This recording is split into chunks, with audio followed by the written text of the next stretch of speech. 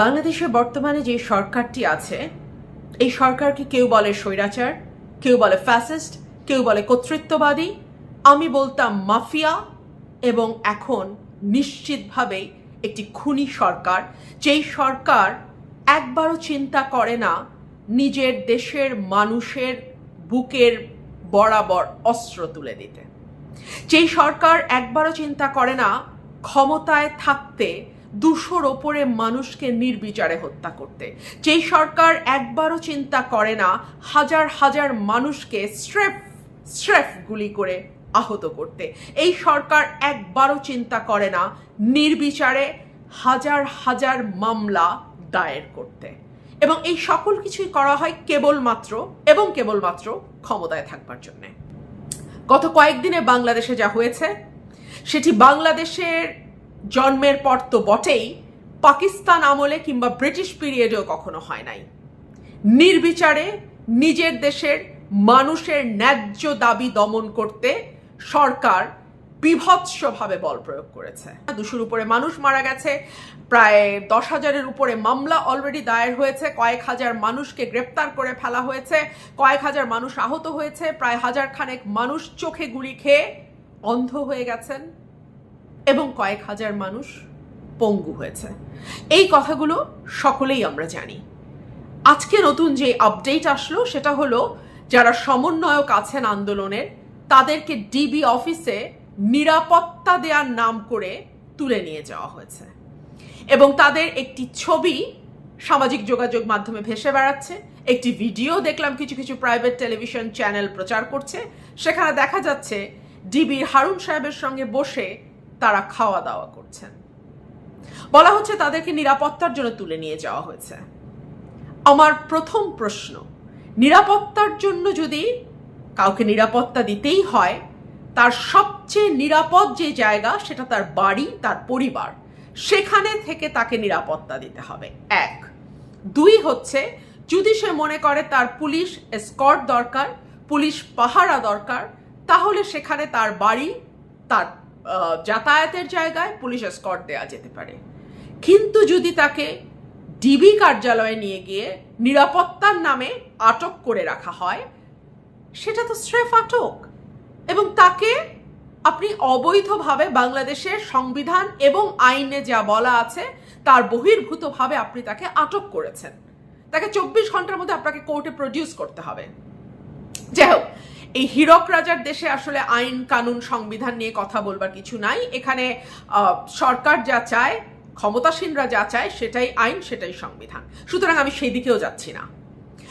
এই যে সমন্বয়কদের ডিবি কার্যালয়ে তুলে নিয়ে যাওয়া হলো, সেখানে আমি দেখলাম তাদেরকে লাইন ধরে বসানো হয়েছে, এবং একজন সমন্বয়ক একটি কাগজ দেখে দেখে পড়ছেন, যেখানে তিনি বলছেন অনেক প্রাণহানি হয়েছে, সার্বিক দিক বিবেচনায় তারা কর্মসূচি প্রত্যাহার করে নিচ্ছেন, আগামীতে তারা এখন এই মুহূর্তে আর কোনো কর্মসূচি দিচ্ছেন না। যেই ছেলেগুলো এত বড় আন্দোলন গড়ে তুলতে পারলো, যেই ছেলেগুলো আমরা দেখলাম মিডিয়ার সামনে অবলীলায় চমৎকারভাবে তাদের কথাগুলো গুছিয়ে বলছে, সেই ছেলেগুলোকে লাইন বাই লাইন স্ক্রিপ্টেড একটা লেখা পড়ানো হলো, এবং সরকার মনে করছে যে মানুষ সেটা বিশ্বাস করবে। এই আন্দোলনের শুরু থেকেই সরকার অনেকগুলো ভুল করেছে। সরকারের প্রথম ভুল ছিল এটিকে মনে করা যে বিএনপি জামাত বা বিরোধী দলের আন্দোলন যেভাবে শক্তি দিয়ে দমন করা যায়, এই আন্দোলনকেও তারা সেভাবে দমন করতে পারবে। 2 হলো এই আন্দোলনটি শুরু থেকেই, হ্যাঁ, কোটাকে সামনে নিয়ে আন্দোলন শুরু হয়েছে, কিন্তু এরপরে যখন এটি গণমানুষের আন্দোলনের রূপ নিয়েছে, তখন কিন্তু এটি আর কোনো বিশেষ দল মত বা কোনো বিশেষ এজেন্ডা লক্ষ্য করে আন্দোলন হয়নি। প্রতিটি মানুষ, সাধারণ মানুষ তাদের দীর্ঘদিনের পুঞ্জীভূত ক্ষোভের কারণে এই আন্দোলনে যুক্ত হয়েছে। তারা দীর্ঘদিন নাগরিক হিসেবে একটা সেকেন্ড ক্লাস সিটিজেনের মতন বাংলাদেশে বাস করেছে, তারা ভোট দিতে পারে নাই, তাদেরকে দমবন্ধকর ভয়ের পরিবেশে থাকতে হয়েছে, তারা স্বাধীনভাবে কথা বলতে পারেনি, মত প্রকাশ করতে পারেনি, ফেসবুকে লিখতে পারেনি। আমরা দেখেছি বিভিন্ন সময় যারা সরকারি দল করেন তারা এই সাধারণ মানুষকে নানাভাবে নির্যাতন নিপীড়ন করেছেন, বিভৎসভাবে দ্রব্যমূল্যের ঊর্ধ্বগতি, সীমিত আয়, একই সঙ্গে আবার দেখা যাচ্ছে কিছু মানুষ আঙুল ফুলে কলা গাছ হয়ে গেছে। প্রধানমন্ত্রী নিজেই স্বীকার করছেন তার বাড়ির পিয়ন 400 কোটি টাকা বানিয়ে ফেলছে। এই সকল কিছুর একটা চাপা তীব্র বিদ্বেষ, ঘৃণা, ক্ষোভ মানুষের মধ্যে ছিল। সরকার সেটিকে বিরোধী দলের আন্দোলন যেভাবে দমন করে সেভাবে দমন করতে গিয়ে দ্বিতীয় ভুল করেছে। তৃতীয় যে ভুল করেছে সেটা হচ্ছে, প্রধানমন্ত্রী তো তাচ্ছিল্য করে কথা বলে বলে অভ্যস্ত। তিনি বিএনপি চেয়ারপারসনকে বলেন এতিমের টাকা মেরে খেয়েছে, তিনি ডক্টর মোহাম্মদ ইউনূসকে বলেন রক্তচোষা, সুদখোর। ঠিক সেভাবেই তিনি বলেছেন রাজা মুক্তিযোদ্ধার নাতিপুতিরা চাকরি পাবে না তো কি রাজাকারের নাতিপুতিরা চাকরি পাবে। এই যে রাজাকার বলে গালি দেয়া, সাধারণ ছাত্রছাত্রী এটাকে নিতে পারে নাই। 4 নম্বর যে ভুল সরকার করেছে, ওবায়দুল কাদের বলেছে এই আন্দোলন দমনের জন্য ছাত্রলীগই যথেষ্ট, এবং আন্দোলন যখন শান্তিপূর্ণ ছিল, কর্মসূচি যখন শান্তিপূর্ণ ছিল, তখন বেধড়ক লাঠিচার্জ করা, মেয়েদের উপরে লাঠিচার্জ করা, ছাত্রলীগকে লেলায় দেওয়া, এই সকল কিছু আন্দোলনকে আজকে এই জায়গাতে নিয়ে এসছে। এখন সরকার উপায়ন্ত না দেখে যারা সমন্বয়ক আছে তাদেরকে ডিবি কার্যালয়ে ধরে নিয়ে গিয়ে চাপ দিয়ে একটা স্টেটমেন্ট দেওয়ার চেষ্টা করছে। আরেকটা ভুল যেটা সরকার করছে, বারবার বলছে জামাত বিএনপি এই আন্দোলনের ঘাড়ে ভর করে নাশকতা করছে, তারা মানে সরকার পতনের আন্দোলনের দিকে যাচ্ছে। দেখুন, বিএনপি জামাতকে এত শক্তিশালী করা, এটা অবশ্য বিএনপি জামাতের জন্য একটা ভালো খবরই বটে। মানে সরকার এখনো বিশ্বাস করে এবং মনে প্রাণে এটুকু স্বীকার করে নেয় যে বিএনপি জামাত আসলে এমন অবস্থার দেশে তৈরি করতে পারে যে সরকারকে সেনাবাহিনী নামিয়ে কারফিউ দিয়ে সেই পরিস্থিতি সামাল দেওয়ার চেষ্টা করতে হয়। পরিস্থিতি সামাল দেওয়া যায় আমি বলছি না, কারণ পরিস্থিতি এখনো সামাল দিতে পারেনি সরকার, চেষ্টা করছে।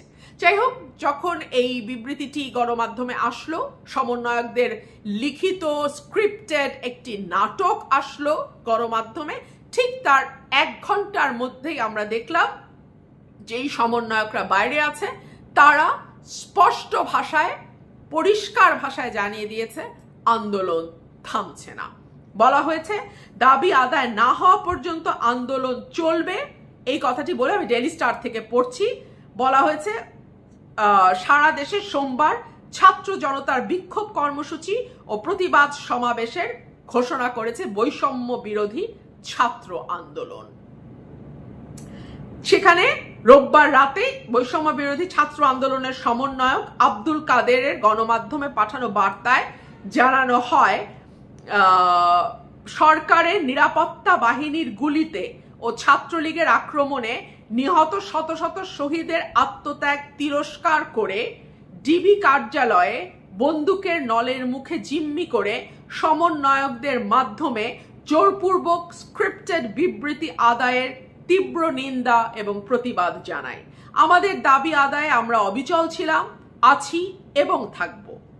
প্রিয় দেশবাসী ও ছাত্র সমাজ, বিগত কয়েকদিন যাবৎ গণহত্যা, গণগ্রেপ্তারের পর সরকার এখন এক নতুন নাটক তৈরি করেছে।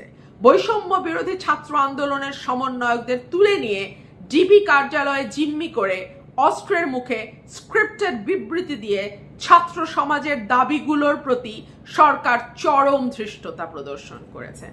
আমি সরকারের ভুলগুলো নিয়ে বলছিলাম না, এই যে সমন্বয়কদের তুলে নিয়ে যাওয়া, তাদেরকে দিয়ে স্ক্রিপ্টেড কথা পড়ানো, মিথ্যা বয়ান তাদেরকে জোর করে দেয়া, এই সকল কিছুই সরকারের ভুলকে আরো বড় ভুলের দিকে নিয়ে যাচ্ছে এবং সরকারের নিজের পতন নিজে ত্বরান্বিত করছে। আমরা ইতিমধ্যে দেখেছি সমন্বয়কদেরকে কিভাবে এর আগে তুলে নিয়ে গিয়ে টর্চার করা হয়েছে। আমরা দেখেছি নাহিদ ইসলাম, তিনি নিজেও বয়ান দিয়েছেন, আমরা তার হাত পায়ের ছবি দেখেছি, তাকে কিভাবে পেটানো হয়েছে। আমরা ভিপি নূরকে দেখেছি, রিমান্ডে নেওয়ার নামে ভিপি নূরকে কি মানে বিভৎস নির্যাতন করা হয়েছে। এই ছবিগুলো, এই ভিডিওগুলো মানুষের মাথায় কিন্তু গেঁথে গেছে। হাইকোর্ট যতই নির্দেশ দেখ বিটিআরসি কে ভিডিও সরিয়ে ফেলার জন্য, মানুষের মগজে যেই ভিডিও বা যেই ছবির বার্তা গেছে সেটাকে আসলে হাইকোর্ট বা অন্য কোনো কোর্ট নির্দেশ দিয়ে কিভাবে সরাবে আমি জানি না। এই বিবৃতিতে আরো বলছে, শুধু তাই নয়, সারা দেশে রাষ্ট্রীয় বাহিনী ও ছাত্রলীগ সন্ত্রাসীদের হাতে নিহত শহীদদের পরিবারকে হুমকি ধামকি ভয়ভীতি দেখিয়ে আর্মড ফোর্সকে ব্যবহার করে ঢাকায় এনে সরকার তাদের থেকে মিথ্যা জবানবন্দি নেয়া ও সমস্ত দায় আন্দোলনকারীদের উপর চাপিয়ে শহীদের রক্তের সঙ্গে তামাশা করছে। আমরা দ্ব্যর্থহীন ভাষায় বলতে চাই, জীবনের শেষ নিঃশ্বাস পর্যন্ত ছাত্র সমাজ শহীদের রক্তের সঙ্গে বেইমানি করতে পারে না। বার্তায় আরো বলা হয়, দেশে কোটা সংস্কার আন্দোলনকে কেন্দ্র করে সরকার সাধারণ শিক্ষার্থীদের উপর নির্যাতনের স্টিম রোলার চালিয়ে যাচ্ছে। ব্যাপক হত্যাযজ্ঞের পর সরকার সারা দেশে রেড করে গণগ্রেপ্তার করছে। হাজার হাজার মামলা গ্রেপ্তার হচ্ছে। জানালার পাশে পড়ার সময় কোমলমতি শিশু সামিরকে হেলিকপ্টার থেকে গুলি করে হত্যা করা হয়েছে। প্রাইভেট বিশ্ববিদ্যালয়ের শিক্ষার্থীদের ওপর স্মরণকালের সবচেয়ে বড় বর্বরচিত হামলা চালানো হয়েছে। এমনকি স্কুল ও কলেজের কোমলমতি শিক্ষার্থীদের উপর নেক্কারজনক হামলা চালিয়ে অসংখ্য শিক্ষার্থীকে আহত, শহীদ করা হয়েছে। এই অবস্থায় আমরা কঠোর ভাষায় বলতে চাই, আমাদের দাবি আদায় না হওয়ার পূর্ব পর্যন্ত এই আন্দোলন চলবে। আরেকটি কথা বলি, বিভিন্ন এলাকায় এলাকায় এখন রেড চলছে, ব্লক রেড চলছে। সেই যে জায়গায় রেড দেওয়া হচ্ছে সেই এলাকায় আইন শৃঙ্খলা রক্ষাকারী বাহিনীর গাড়ি যাচ্ছে, স্ট্রিট লাইট বা রাস্তার বাতিগুলো নিভিয়ে দেওয়া হচ্ছে। যেই বাসায় অভিযান চালানো হবে তা সেই বাসার ইন্টারনেট কানেকশন বন্ধ করে দেওয়া হচ্ছে। এবং ঠিক 25শে মার্চ রাতে পাক হানাদার যেভাবে ঘরে ঘরে ঢুকে বাঙালি হত্যা করেছে, এই দেশের মানুষকে হত্যা করেছে, সেই একই কায়দায় আওয়ামী লীগ সরকার নিজের দেশের মানুষের বুকে গুলি চালাচ্ছে, গণগ্রেপ্তার করছে এবং যাচ্ছে তাই ভাবে তাচ্ছিল্য করে ছাত্রলীগ লেলিয়ে দিয়ে সাথে পুলিশ দিয়ে এবং বিজিবি নামিয়ে মনে করছে আন্দোলনকে স্তব্ধ করে দেয়া যাবে। এই যে ধরনের সরকার বাংলাদেশে গত কয়েক বছর ধরে আছে, তারা ক্ষমতায় থাকবার জন্য সবসময় বল প্রয়োগ বা শক্তি প্রয়োগকে মূল অস্ত্র হিসেবে ব্যবহার করে। তারা কখনো আলাপ আলোচনা বা সমাধানের দিকে যেতে চায় না। তারা মনে করে বল প্রয়োগ করে যে কোনো সমস্যার বা যে কোনো প্রতিবাদ স্তব্ধ করে দেয়া যায়। এইবার সরকারের হিসাবে ভুল হয়েছে। এর আগে যে আন্দোলনগুলো, দলীয় আন্দোলন যেগুলো ছিল, সেগুলোতে সাধারণ বা গণমানুষের সম্পৃক্ততা আজকের মতন তৈরি হয় নাই। সুতরাং সেগুলোকে তারা যেভাবে দমন করতে পেরেছে, এই আন্দোলনকে সেভাবে দমন করার পুরো স্ট্র্যাটেজিটাই ভুল এবং এই স্ট্র্যাটেজি সরকারের নিজের পতন নিজেই ডেকে আনবে।